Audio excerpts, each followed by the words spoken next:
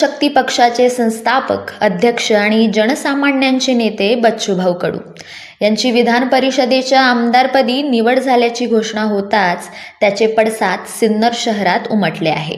आज सिन्नर येथील ऐतिहासिक छत्रपती शिवाजी महाराज चौक येथे प्रहार जनशक्ती पक्ष आणि शिवसेना शिंदे गट यांच्या वतीने संयुक्तपणे मोठा आनंदोत्सव साजरा करण्यात आला.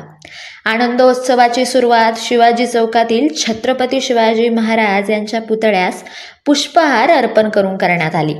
यावेळी कार्यकर्त्यांनी बच्चूभाऊ कडू तुम आगे बढ़ो, हम तुम्हारे साथ है, छत्रपती शिवाजी महाराज की जय अशा घोषणांनी संपूर्ण परिसर दणाणून सोडला होता.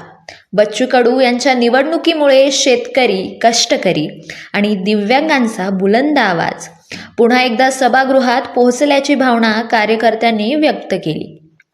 विजयाचा आनंद केवळ कार्यकर्त्यांपुरता मर्यादित न ठेवता तो सर्वसामान्यांसोबत साजरा करण्यात आला.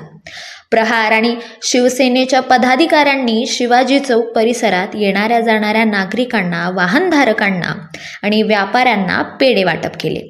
फटाक्यांची जोरदार आतिषबाजी करत कार्यकर्त्यांनी आपला आनंद साजरा केला. यावेळी मोठ्या संख्येने कार्यकर्ते व नागरिक उपस्थित होते.